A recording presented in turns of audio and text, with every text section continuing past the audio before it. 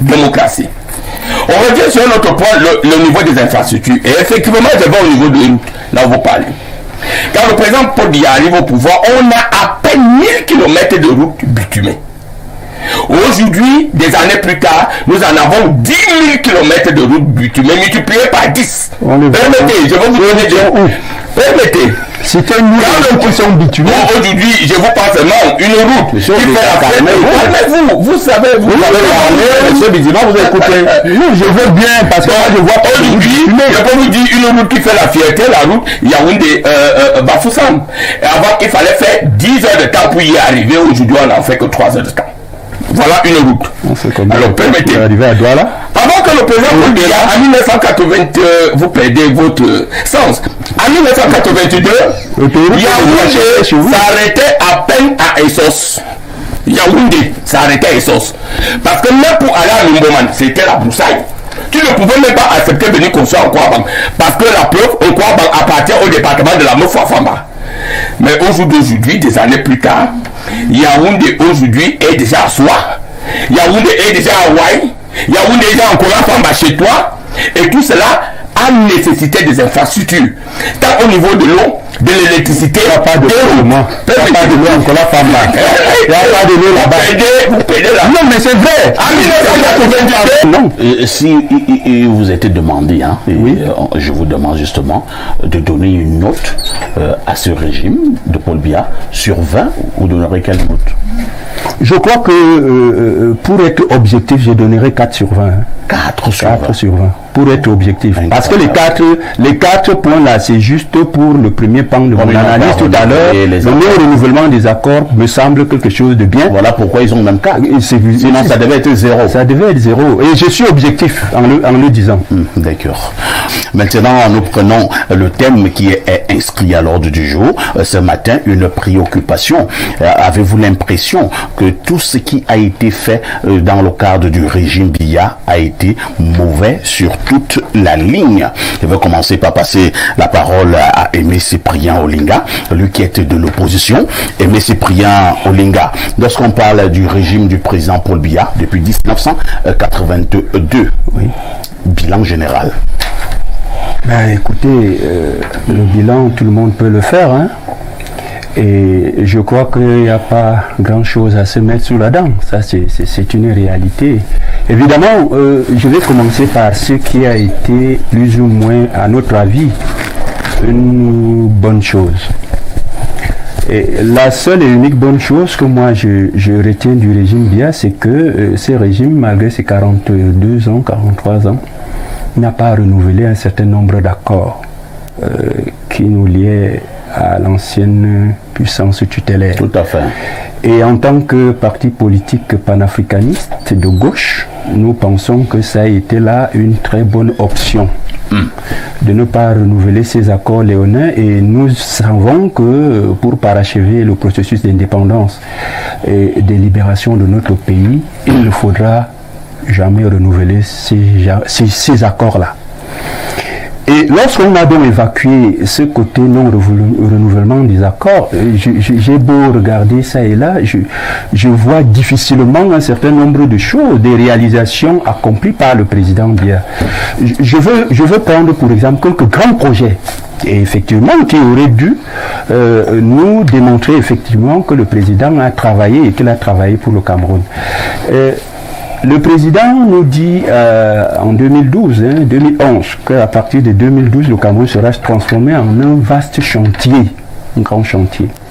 Évidemment, début 2012, on voit des poses de première pierre par-ci et par-là. On a vu à Mekine, on a vu à Mvele, on a vu à Lompanga. Mais jusqu'à date, il ne me semble pas qu'un seul, mais alors un seul de ces projets où on a vu le président poser les premières pierres en 2012, qu'un de ces projets a été inauguré. Aucun. Le président nous a dit qu'on allait avoir une autoroute Yaoundé-Douala depuis une bonne dizaine d'années. Les travaux, on nous a fait comprendre qu'en 2011, que les financements sont déjà là. Tout va démarrer et nous avons vu en 2012, je crois, début 2012, le lancement de ces travaux. 10 ans après, nous sommes à 60 km. Ça s'arrête dans une broussaille là quelque part. 60 km de Pas Yaoundé. très loin de Boumi-Abel. Pas très loin de Boumi-Abel. Donc, il n'y a pas encore d'autoroute 10 ans après, alors que dans le timing, la programmation, on nous disait que c'était un projet de 4 ans et demi. Donc, en principe, c'est un projet qui devrait déjà être livré depuis belle lurette. Là encore, nous ne sommes qu'à 60 km de Yaoundé. Il y a que quand vous regardez les ruelles de notre capitale aujourd'hui qui ressemblent à des rues d'un pays qui sort de guerre. C'est-à-dire que vous avez des nids de poules, que ce soit Yaoundé et Douala. Je regardais encore le journal dans une chaîne concurrente il y a 48 heures. Ce que j'ai vu à Douala, vraiment, c'est de véritables lacs. Des lacs où on vous dit quand même que c'est des routes où les véhicules doivent... Je me suis dit, mais attendez, qu'est-ce qui s'est passé au Cameroun? Qu'est-ce qui a bien pu se passer pour que nous soyons dans un pays où les rues de la capitale politique et économique ressemblent à des lacs? On a l'impression que les bombes, les scuds sont tombés dans ces capitales-là. Je me suis posé la question de savoir, est-ce que le président de la République lui-même regarde un peu les médias du Cameroun pour voir qu'est-ce que le Cameroun est devenu, qu'est-ce que les rues de la capitale camerounaise sont devenues, qu'est-ce que les rues de la capitale économique sont devenues. J'ai regardé encore du côté de Ngaoundéré-Garoua, il y a le tronçon qui relie Ngaoundéré, Garoua et Maroua. Je vous assure, c'est la catastrophe. Et quand on regarde donc tout cela, on se pose donc la question de savoir, est-ce que 42 ans après, on peut imaginer que on va quand même dire que le président a pu faire quelque chose, a pu réaliser de bonnes choses, ou a pu réaliser des projets qui sont palpables, visibles et lisibles? Alors, que non. Si vous était demandé, hein, oui. Je vous demande justement de donner une note à ce régime de Paul Biya sur 20, vous donnerez quelle note? Je crois que pour être objectif, je donnerai 4 sur 20. Hein. 4 sur 4 20. sur 20. Pour être objectif. Parce que les 4 points là, c'est juste pour le premier pan de mon analyse tout à l'heure. Le renouvellement des accords me semble quelque chose de bien. Voilà pourquoi ils ont même 4. Sinon, ça devait être 0. Ça devait être 0. Et je suis objectif en le disant. D'accord. Pour vous, 4 sur 20 pour un tel régime, je présume que pour vous, le régime doit donc partir. Alors, si je prends l'analyse de Blaireau tout à l'heure, parce qu'il a pris, il disait que c'est le même régime. Oui. Biya n'a pas changé 30% de ceux qui travaillaient avec Alidjo. C'est vrai. Alors, si maintenant Biya s'en va, est-ce qu'il y aura un monsieur qui sera à la tête de l'État qui va changer tout et va ramener les gens peut-être la planète Mars pour travailler? Moi, je vais arriver. Vous allez prendre les gens à la planète Mars pour que ça constitue un nouveau régime? Non, je pense qu'il y a probablement 30 millions de Camerounais. Il y a des Camerounais du Cameroun et des Camerounais dans la diaspora. Et je puiserai dans le vivier des Camerounais du Cameroun et de la diaspora pour redresser le pays. Voyez-vous, est-ce que vous... Je m'amusais sur les plateformes là. D'abord, j'avais des petites discussions hier avec certains de mes partisans où on a montré le jeune homme au regard de nos institutions qui est susceptible de remplacer le président de la République en cas de vacances du pouvoir. Quand vous voyez ce jeune homme, vous avez l'impression que ce pays n'est plus gouverné. Quand vous voulez parler du président Nyat? Oui, il est encore très jeune. Vous voyez bien qu'il est jeune, non? Personne ne peut te croire. Non, je suis en train de rejoindre. Je dis donc que vous voyez des jeunes. Oui, c'est ce que j'ai dit. Écoutez, j'étais en train de dire que jeune homme. Non, mais quand les jeunes appellent les garçons, non, je dis qu'il est jeune. Il est vraiment jeune. Et c'est pour confirmer ce que Blaireau disait tantôt. Il n'y a pas eu de changement. C'est les mêmes personnes depuis 1960. Et c'est là le drame de notre pays. C'est-à-dire que vous avez des gens qui ont pris le pays au moment où on gérait même un certain nombre de choses par écrit, c'est-à-dire aujourd'hui. Ma question reste posée. Est-ce que vous pouvez faire une rupture totale lorsque vous accédez au pouvoir? Je ne sais pas si vous avez compris le sens de ma question. Je suis en train de répondre à votre question. Très bien. Je suis un révolutionnaire et je suis un sankariste. Et je dis, et d'ailleurs c'est un slogan, il faut pouvoir balayer tout ce qui je suis pas parler de l'administration ici. Moi, je ne vais pas parler de l'administration. Hein. Un régime n'est pas forcément l'administration. Un régime, c'est le personnel politique.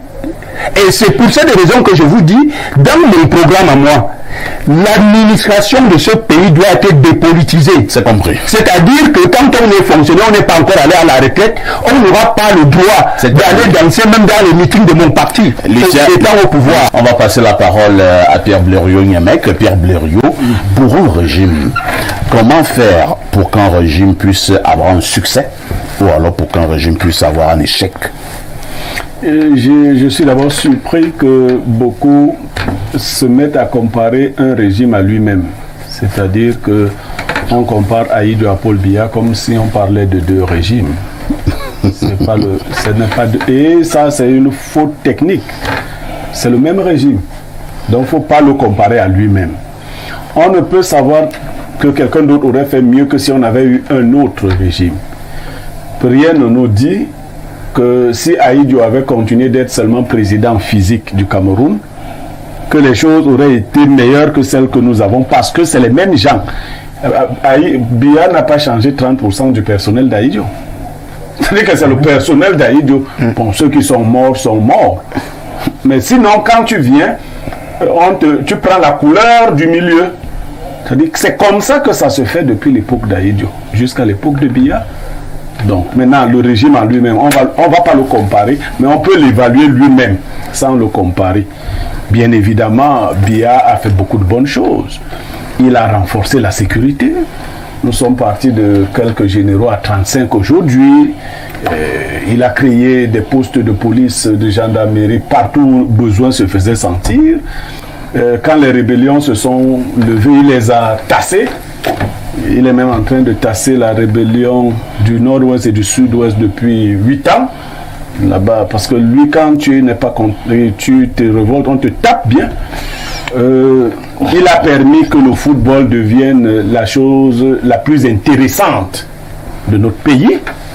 C'est-à-dire que nous, quand je naissais, le football, c'est pour les gens qui avaient un peu raté leur vie, l'école n'allait pas bien. Bon. Et puis, finalement,